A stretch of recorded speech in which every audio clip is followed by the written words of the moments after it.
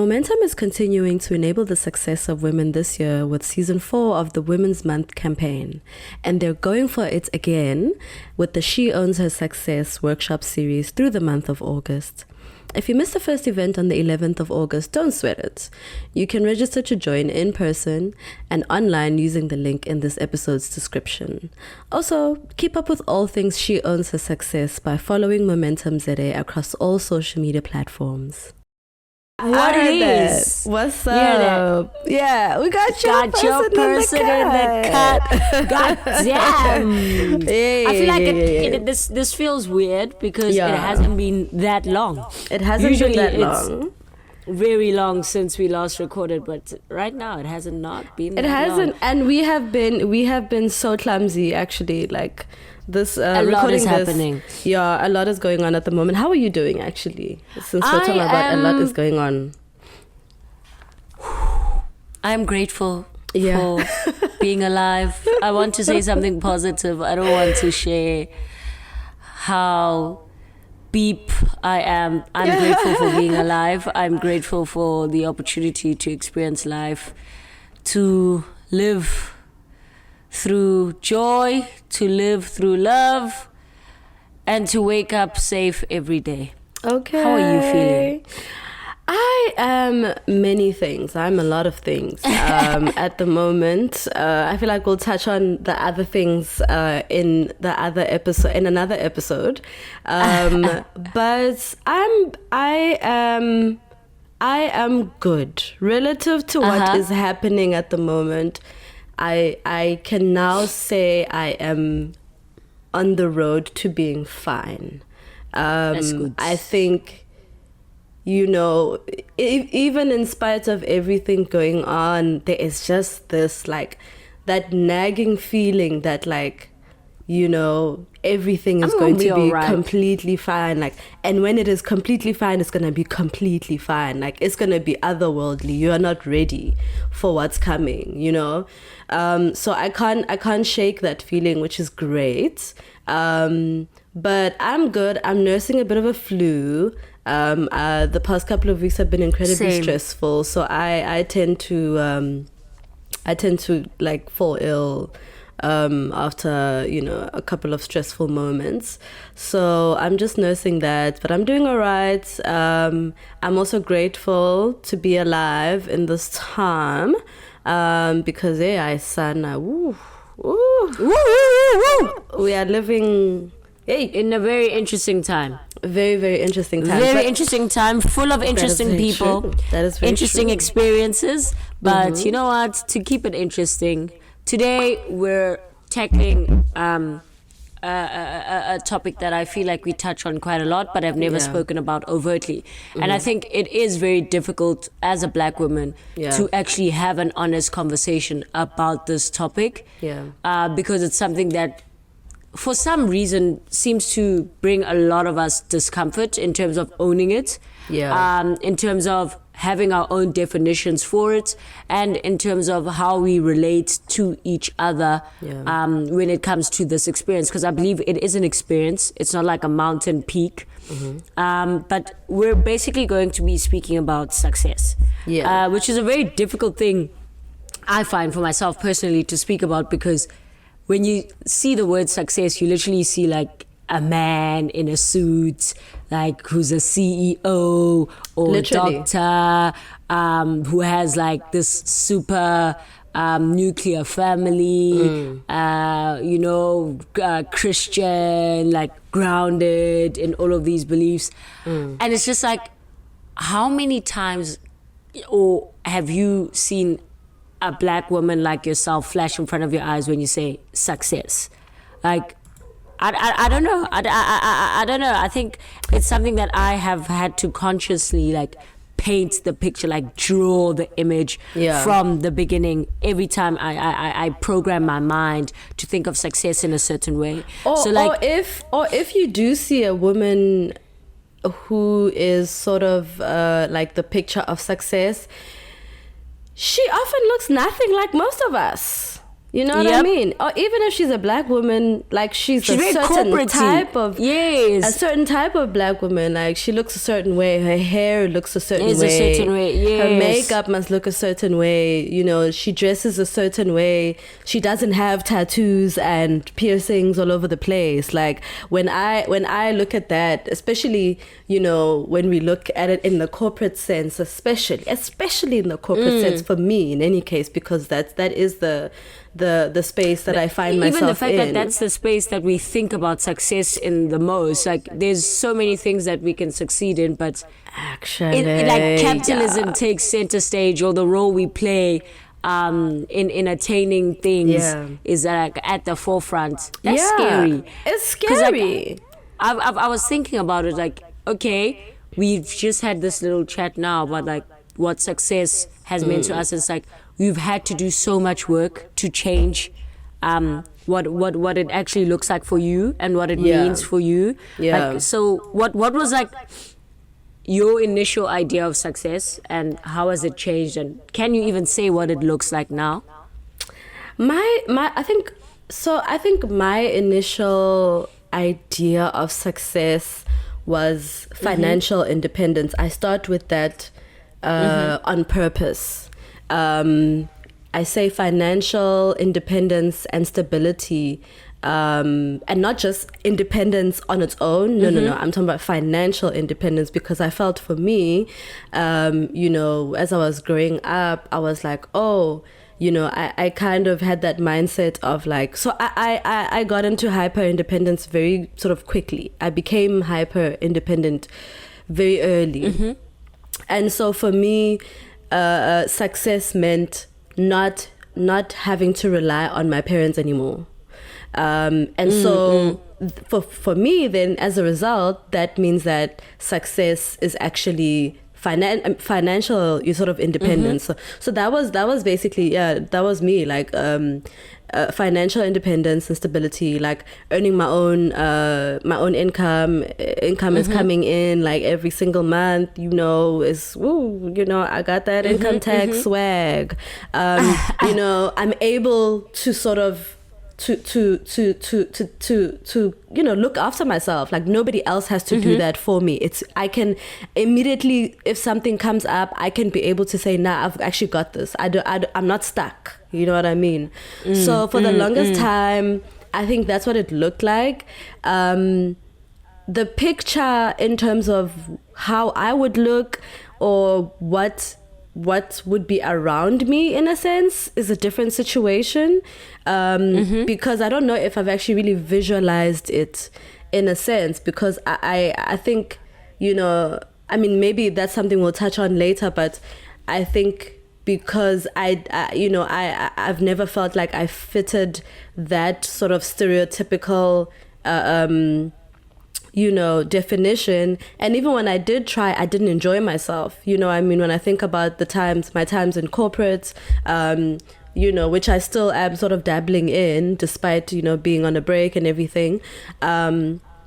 You know, you see the type of women that you are working with and how they look, and you obviously have to assimilate in a sense. Girl. And so for me, success looked like looking like them, but I just couldn't, you know. But anyway, that's something we'll touch on. But for me, it was definitely just not having to rely on my parents anymore. That was like the primary and that's actually thing for me. That's so interesting to me, because it's like, why are we so scared of being able to, I don't know, like, because you speak on like not having to rely on your parents, right? And there's one side of that, which is like, I would like to be independent. I'd like to have my own things. I'd like to do things in my own way. And then there's the other side of me that's like, why, like what kind of relationships do we have with our parents that we're so scared of being in their pockets for as long as is necessary, which is like, maybe it's because my baby is literally like 2 months old, but in my mind there's this understanding that when you're a parent, you're supposed to be able to support this person for the rest of their life, right? However, there comes a switch where you realize that this pocket doesn't want me anymore. But today we're talking about our own pockets. I'm gonna stick to that. What does success mean to you? What has it meant to you? For me, I don't know. I think the background that I come from, it wasn't necessarily one that really allowed a person to have these big elaborate dreams. So everything had been framed around what other people wanted, right? Because I thought that was the normal thing to do. So for instance, you know, like in grade 2, when you're small, people ask you, what do you want to be when you grow up? And I had no idea. Like I absolutely had no idea what I wanted to be. But if somebody said they wanted to be a lawyer, then I'd mimic that. If somebody said they wanted to be a teacher, I'd mimic that. And I think until I literally fell in love with marketing when I was like 20, I had no idea like what I wanted to be for sure. Like there was nothing that had resonated with me. And even the fact that I'm anchoring this on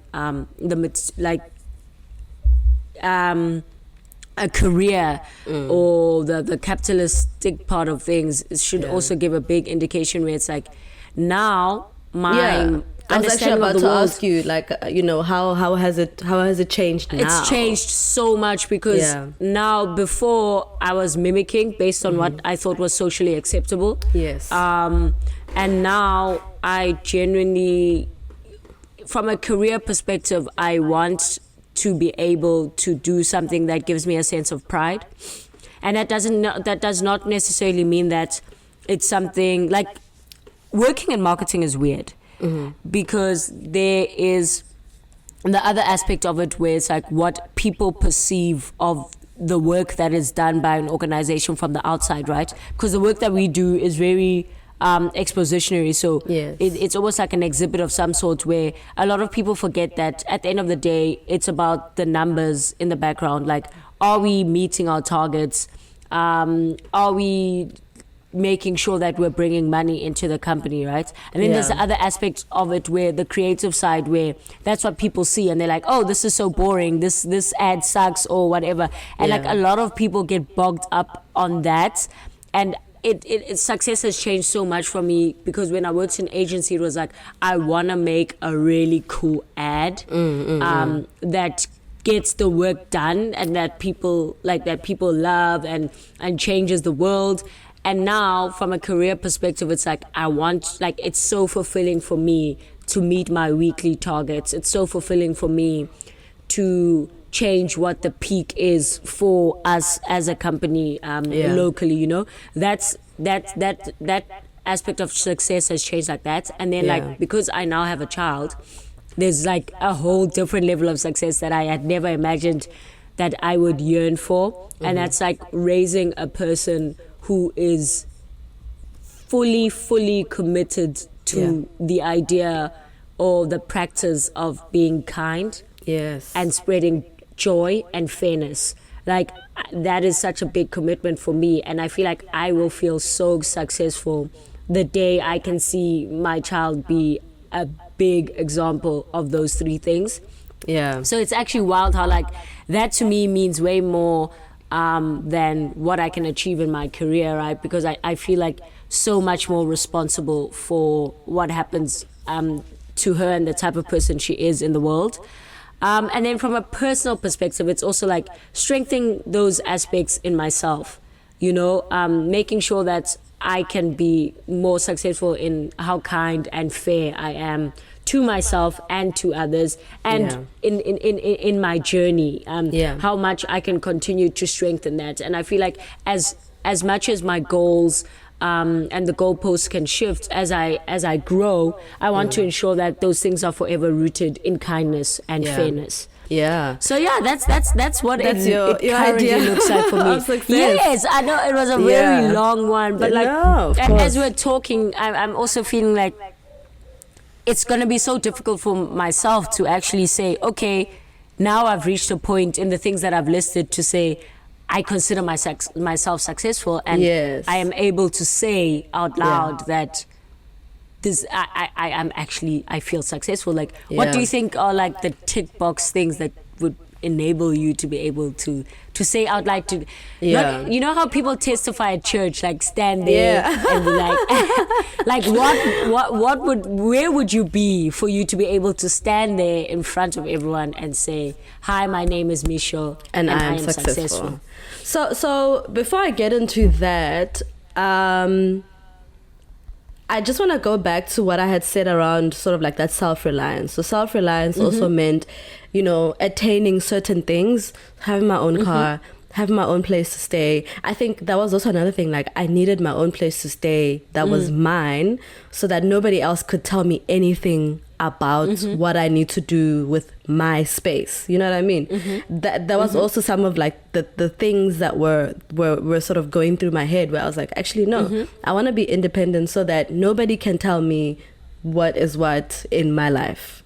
I realized as you were talking, I realized actually my idea of success had to do with owning myself, but I didn't know that was back then that was this exactly is the feeling. I actually just wanted to own me. I wanted to be me. You know, you know, I think as you were speaking, and then even the question that you asked now, you know, it kind of made me realize that, but you know, when if I were to stand up and testify, I'm a living testimony, and say, you know, this is success, or I am successful, I think it would be owning my time. Owning my time is one of the most important things to me. So it would definitely be owning my time. It would definitely be, you know, being able to, what is it? I'm trying to, I mean, yes, owning my time is obviously very important, but I think being successful also means being good to those around me. Good is not a good word. I feel like I have a better word somewhere stored in there, but you know, every day I have to write academic English, guys. I need a break. You know what I mean? But for me, it would be my community is happy with me. My community, and not in like a people pleasing kind of way, but like that I am a valuable member of this community. Yes, I'm serving my community and vice versa. You know, I think I realized that as soon as I decided to let go of everything. So, you know, all the things that I was listing, I'm like the car, the house, all of that. I let go of all that stuff. And I think it kind of made me like, you know, realize, oh no, wait a minute. You know, I actually just want to be able, because obviously, I think it's also informed quite heavily by, you know, having been burnt out. And it's also definitely informed by my journey with sort of like trying to deal with my depression head on, or depression head on. You know, where I'm realizing, oh no, actually, like, it's success cannot be me and how I my productivity, because it's that productivity that led me to burnout. This burnout, and even that productivity I wasn't happy with, you know? Yes, it was like, I get you. It's like this productivity was basically a part of the template, but I didn't fit into that mold. But I didn't. The only way to get to the things that I thought would make me feel successful was ticking these boxes. Yes. But then I've attained all of these things, and I'm standing here and I don't feel this great sense of fulfillment. Yeah. Because to be successful is to be fulfilled, right? Fulfilled, exactly. And that's something that I've definitely always sort of chased, or I'm now even more trying to chase. And so for me, being successful means owning my time. You know, being able to dictate what I do, when I do it, how I do it. Obviously, like, it doesn't, like, with the people around. It's not in like a bratty way. Yeah, like with the people in my life in mind, you know, naturally. But I think also owning my body, that is success to me, being able to do whatever I want to do with my body. I think that's also why, besides the fact that I find tattoos to be like a sort of form of beautification. Like for me, that's like, it's like makeup for me. That's how I see sort of tattoos. But when I thought about it, actually, I was like, that was also me saying that I am independent. This is my body. Because I think for the longest time I didn't feel like that. Yes. Having been under my parents' roof and having had decisions sort of made for me, and you know, all these like different things that I just couldn't do on my own. And so that's why I found myself in a space where I was like, I need to be out of here so that I can not be in this bubble.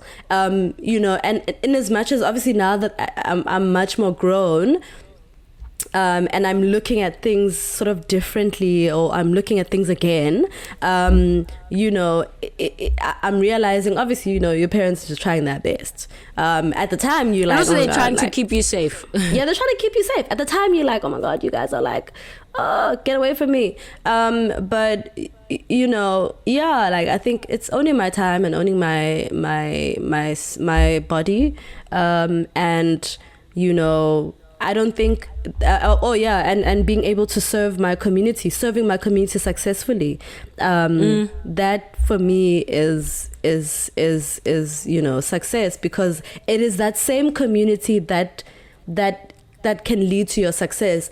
I can tell you right now, as I'm navigating my studies, that there are people who have done things that I couldn't even imagine for me, in order for me to be able to finish this when I want to finish this thesis or this degree as a whole.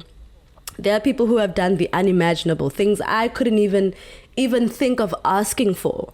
You know, and so it's things like that where I'm like, you know, being able to serve them just as much as they've served me, because my success is very much linked to my community and how we serve one another, and you know, all these things. So that's me. When you stand up and say, I'm just testifying, I'm not even going to lie. Like I still need to like have a proper conversation with myself about this, but I really have grown to like money and the ease that it brings me. So I'm not going to act like having a lot of money isn't a part of my success, like me considering myself to be successful, because money does so many things that are heartwarming and wholesome for us. You cannot live a wholesome life without money. I can't gift my community without money. There's no way.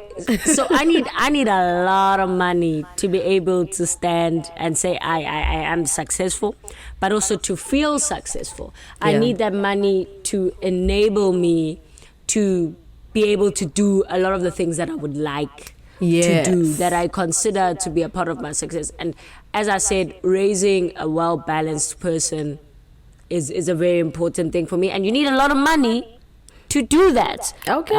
Without frustration, that often leads people to make the worst of decisions, you know.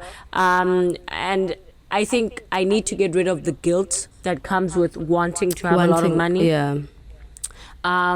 Because that's a big part of success. You need money, and not in like a one-dimensional just be rich and be an asshole kind of way, but you need money. And then I think secondly, I could, if like, I'm not bragging or being vain, but I do to a certain degree feel like I could stand right now and somewhere and say I consider myself to be successful, considering where I come from. My parents were teenagers when they had me. Goodness. My grandmother, like, we come from a shack, and you don't even have to come from the worst of places, like the extremes, you know. I feel that personally what I've done for myself as a person, and it's so uncomfortable. Like, as I'm speaking, I feel very uncomfortable. I feel that I have succeeded. I've outdone the dreams that I didn't even have for myself. Like I did not dream of half of the things that I've been able to do for myself or for my family. So I think I'm at a point where I can say I do feel successful, but I still need to shake off the shame that comes with like owning those words. Like it feels weird. It feels weird to say, like, as you know you're what, saying I've that, done well. as you're saying that, you know what, like I'm hearing you. Like I'm actually fully hearing you, because it's been really hard for me, you know, during this time to say that that I'm successful because my time is currently mine, because it is mine. It is. If we're keeping you've it 100, made a decision to own your time. Like you've bought yourself your time. Yeah. Good Lord. I'm thinking about it now and I'm just like, well, actually, it seems like I've made it. You know, and it feels good, as stressful as it can be. I think if there weren't certain factors, like, you know, like, I mean, money is very important. I'm not even gonna lie to you. I'm hearing you on that one. Like I'm hearing you completely when it comes to money and just, you know, like the importance of it.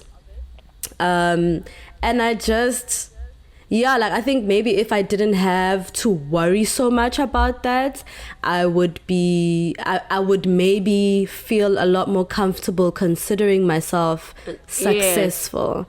But actually being able to own my time, wake up when I want to, work when I want to, has definitely felt, and not be accountable to anybody besides, you know, my university, and my supervisor and myself. But also you're funding that. Like I'm they funding are that at your service. Like they are. Granted, they funding me. They funded me, but I'm funding that. But you still get me, like they didn't just fund you randomly. I funded them for 2 years. there's an exchange. They get to have my IP, you know, for all this time. So actually, as you were talking, I actually realized, considering where I come from and how little time I had, I'm thinking about like my dad, and both my parents actually, and I'm thinking about how, you know, I mean, obviously my dad is like the breadwinner of the entire family. I'm not talking about like the immediate family. I'm talking about like extended family, everyone, you know, everybody. He's always been. And so as a result, time was never something I can say he owned, even to this day. You know, I can't tell you that I had to get used to my dad not being that much around without having any sort of like resentment towards him, because I understood that we need this. Our families need this. Both our families, because also, you know, he helps both he serves, let me rather say, he serves my mom's family and, you know, his family. But I mean, I had to be sort of okay with not having time with my dad, or seeing him only on weekends, because he had to serve us, or he had to work very hard to serve us, often traveling very far. I mean, at a point, I think when I was 2 years old, I think he lived in Japan for a bit. I just forgot how long, and it had to do with like work and school or something like that. And so things like that, where you're like, you know, your father is overseas, it's 1996. How are you even speaking to your dad? You know what I mean? Literally. I also think it's like an insult to like everybody else's hard work. For us to not consider ourselves to be successful when it comes to certain things. Because it's like so much has been made so much easier. And we've been able to make the most of those opportunities. So shout outs, man. Exactly. Shout outs. No, for real. Like I was thinking about that and I was like, damn, actually no. I think I've ticked that box, I guess. But anyway, so you know, while we're chasing all of this, we're trying to figure out, you know, what success is again, and you know, whether or not we've even attained it. You know, like, in the space that you're in, I mean, you are in marketing. I am in a tech company. Yeah, in a tech company. Which is very white, like that industry as a whole, white, male dominated. Let me tell you something. And then, you know, I'm in financial services. I hope I will not be in the future. But I am in financial services in the IT, you know, side, which is incredibly male dominated, incredibly white male dominated. I mean, obviously these days it's getting a little bit better, but I mean, it's very male dominated. And so how are you finding yourself sort of like navigating those spaces? I mean, they're not designed for us. It's a fact. And they make us known. And this they is make a us know very interesting. Yeah, this is a very interesting question for me, because the space that I work in, right? I work in e-hailing, right? Yeah. And what e-hailing actually enables, outside of the PR nightmare and the actual real incidents of safety issues that do exist, right? What e-hailing enables is for people like me to have the opportunity, like to have an opportunity to get access to opportunities, whether those be fun times, whether those be linked to their careers, whether those be linked to them reconnecting to their family, whether those be linked to them getting themselves out of unsafe situations. The reality is, giving people access to transportation allows them to get to opportunity. And I think working in that space and having that knowledge in my mind is what drives me regardless of everything else. Every single space will have the politics. I mean, marketing is very white and male dominated. Tech is very white and male dominated. It's going to take a lot of time to get rid of that. But I feel that knowing that myself as a young black woman, I exist in that space, and I have committed myself to playing the role of making that space safer for people who look like me, and seeing like the constant developments within that space that have actively contributed to, like, that for me makes me feel very, very successful, and it makes me almost want to undermine all those other barriers, because I know at the end of the day that somebody that looks like me, somebody that has similar needs to the ones that I have, somebody that is possibly chasing success in a way that is similar to the way that I am, is benefiting from me and my growing pains within that space. I'm like, cool, I can take that on, because knowing the makeup that I have, and the fact that like a lot of people who look like me have a similar makeup and mindset, I know that we'll break down those barriers and we'll make things safer and more accessible for people like us. So I think for me, that's what makes me really excited about working where I work and working how I work. And like, as much as I often have to witness a lot of nightmares and deal with a lot of nightmares, knowing like being in there and knowing what is actively being done to make people safer by people that look like me, as well as the allies that we have within those spaces, is very important, because you can have 100 like sinesipos or black people or black women in a space, but it literally genuinely takes like 2 or 3 white men to say, you know what, this is how I feel about this topic, and there will be change. So it's wild that is the case, but like, I really appreciate existing in a space that has those people. But I know for a fact like what it can be like when the opposite is at play. So that's how I navigate the space, with the knowledge that, look, these pains that I have right now are going to make millions of people safer. And I think like for me, having those numbers on the board, like literally being able to see those numbers weekly, makes like a huge difference, you know. And it makes it way more fulfilling to be within that space, because you can literally see the numbers. No, I hear you. I think for me, you know, it's been very like, it's a toughie. It's a toughie because, you know, I realized not you know, my not having felt safe in these spaces, one, made me very secretive around what I do. And then two, also derailed my career in the sense that I found myself moving about in my different sort of jobs. And that would be required, I mean, that would be defined as success, because obviously you're moving up. Your pay is still going up, and you're moving to a different, and you're earning more experience, and I realized that I was actually running.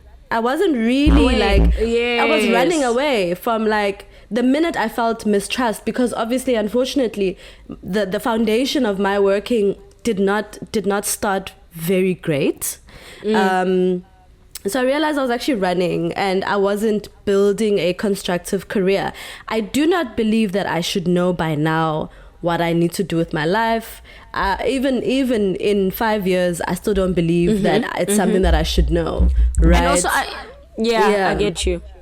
And so, I think currently how I navigate it, is to talk about it.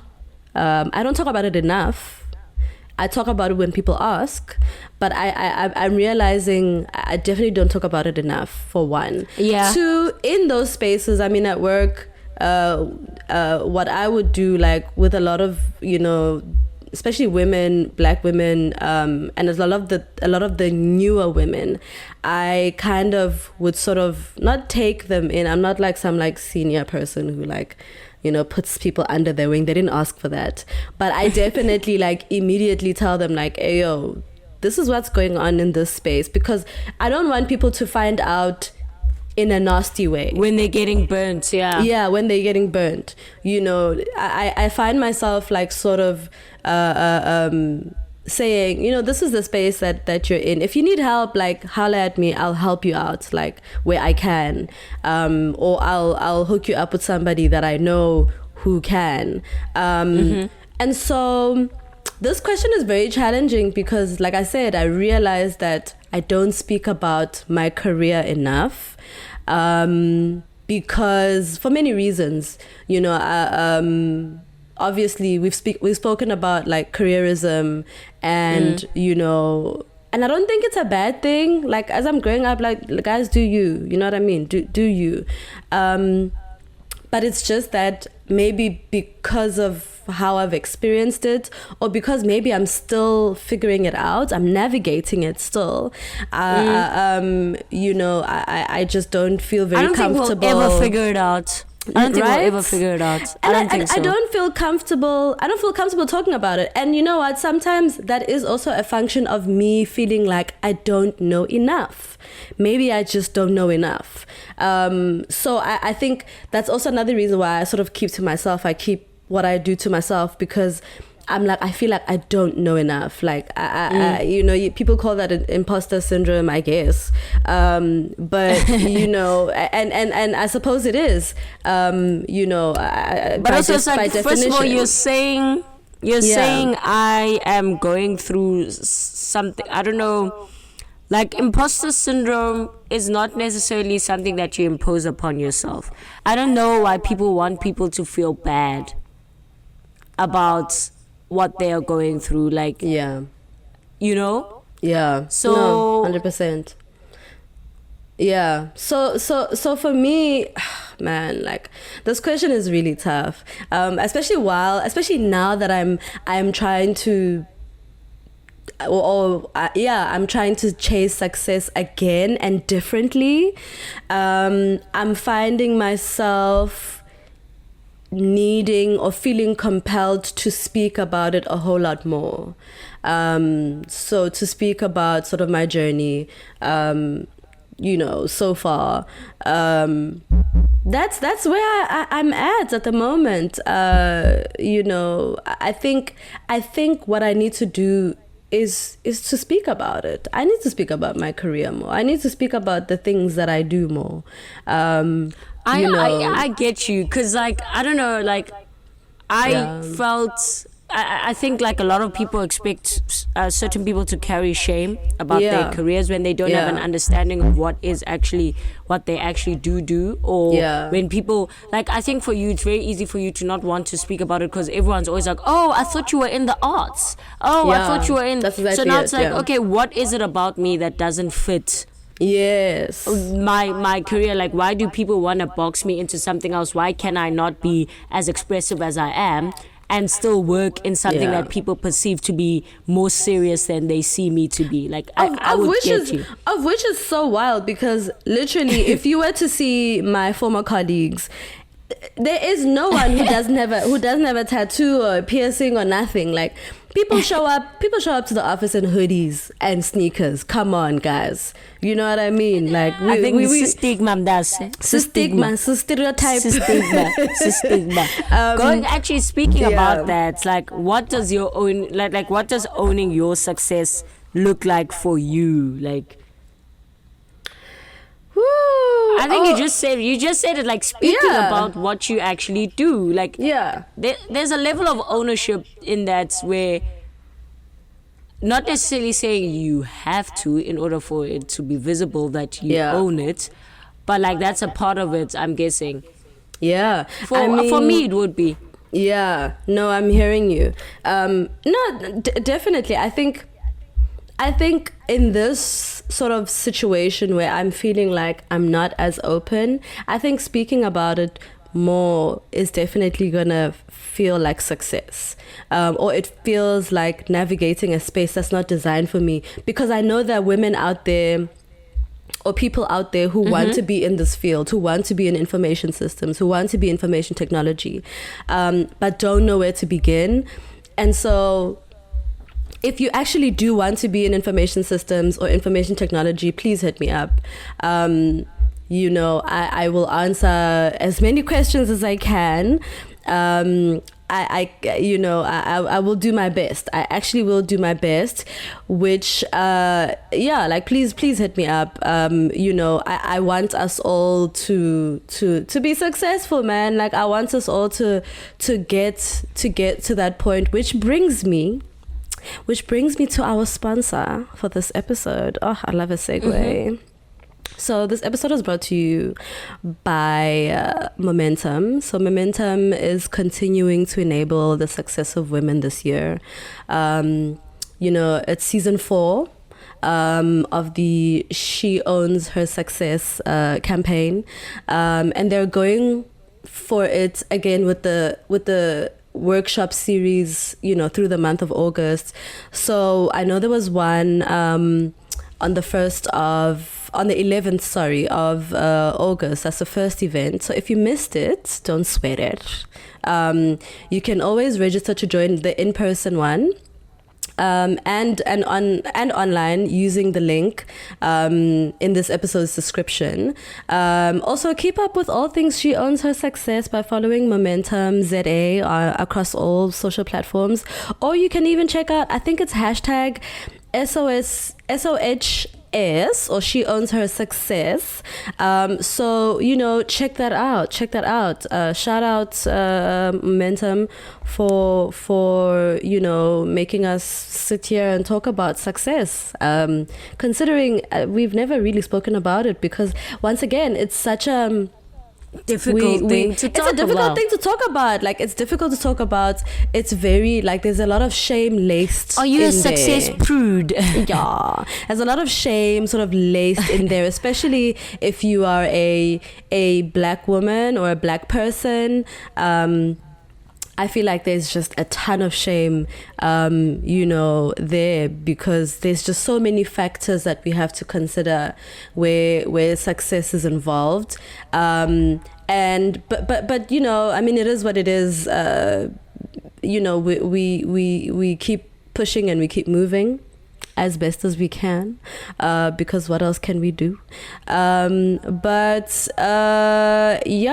when did you realize that success isn't really a destination, but it is like a continuous journey of finding new goalposts. So, AKA, the goalposts keep shifting.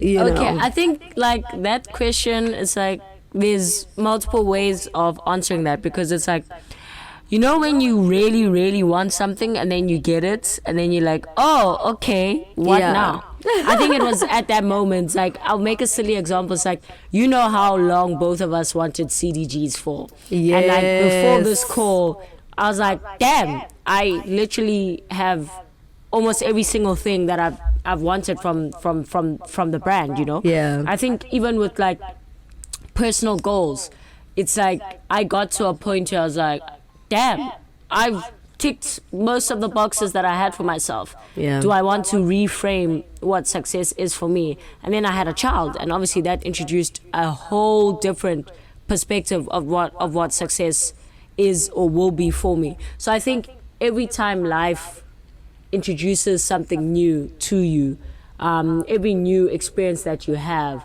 you can literally walk away being like, did I deal with that in a way that is fulfilling for me? Did I accomplish that in a way that is fulfilling for me? So I think when it comes to success, I from this conversation that we were having, I'm actually like reframing my understanding of it all over again, even from the perspective of, it's not like just about a big event. It's like every single experience you can feel fulfilled from, which means you can walk away from feeling successful. So it's like even something as small as how I handle a disagreement. You know, I feel successful in how I walk away from that. How I handle something in the workplace. Do I feel successful in how like that has been resolved, or the conclusion of that? So I think for me, that's how I've reframed a lot of things, and like my understanding of success. It's like it is something that is at the end of every single experience. If I were a person who sits down and actually says to myself after everything, like, how did that go? Like, if I were as reflective as I'd like to be, it doesn't feel cool right now. It's a very difficult thing to do, but I feel that that's one of the things that actually enables us to grow so much more. It almost doesn't feel natural, and at the same time I'm like, what is natural? Because everything we've been conditioned to do, we've been reframing and undoing. So I think, looking at everything that I go through, almost every conversation, every interaction, and saying, did I walk away from this feeling fulfilled?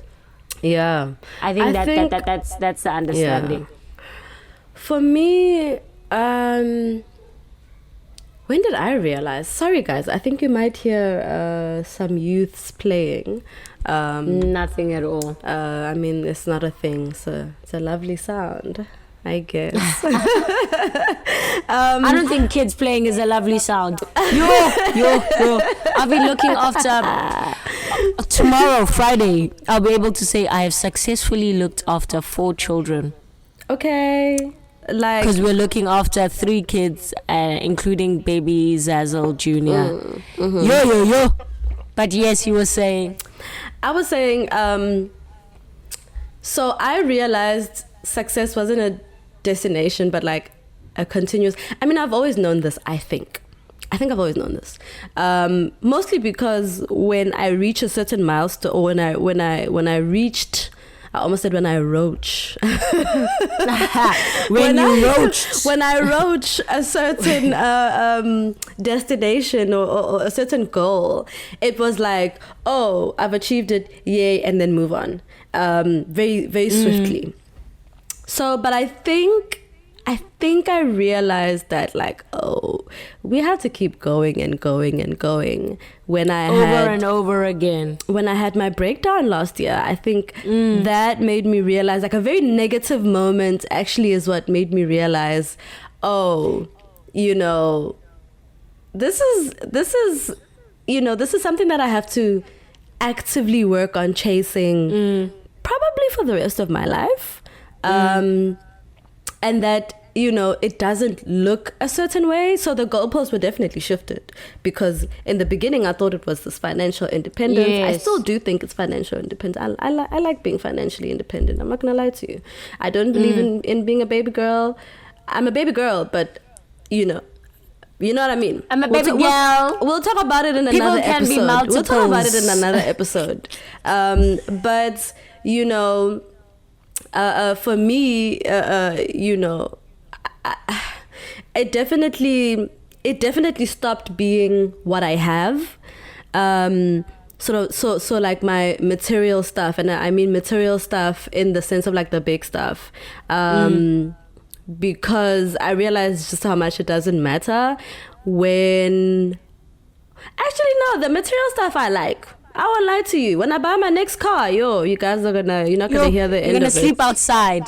Yay! I'm telling you outside. Today, I will sleep in that baby. I will, I must feel the comforts. But no, I think for me, I realized it success isn't a destination, but a journey. Like I said, when I had the breakdown, because it opened me up to my value isn't actually in these things that I have set for myself, or I have achieved, or I'm trying to achieve.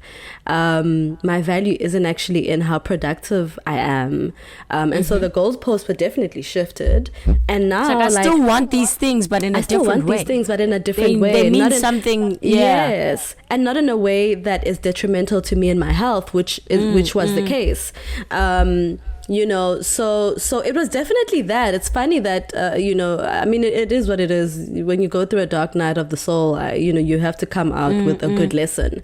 And so that is where I learned that lesson, that actually, success is something we keep having to go and go and go and go and go and go through and trying to chase. So that was my moment. Obviously, like the other day, I was like, oh my God, I got a CDG shirt. I've always wanted one. And I got it, like how you were mentioning the CDG. I'm like, I got a CDG shirt. Ah, my word. And then I was like, what next? Exactly. Like I'm going through that with sneakers right now. Nothing is inspiring because I have everything that I've always wanted. So it's like, okay, I need to find the next thing, or I need to appreciate these ones for some time. Yeah. And find joy in other things. 100%. Yeah. So please let us know what you guys think about success, how you feel about your own personal journey to success, the road itself, and the different reiterations of things, especially in how you perceive success. How do you speak openly about your success without feeling guilt or having to feel apologetic? And don't forget to like, comment, and subscribe. Please. Thank you so much. And check out Momentum ZA once again across all social media platforms. Also check us out, SM Go, across all social media platforms. Even TikTok. We need to get back on our TikTok. Yes, we need TikTok. Maybe we just put baby content. Maybe put just baby content on TikTok. We're gonna lure you guys, put the girl to work. We're gonna put exactly. Also, thank you guys for the ratings. You guys have been rating us, and the ratings are gorgeous. Thank you very much. Thanks guys. Thank you very much. Bye.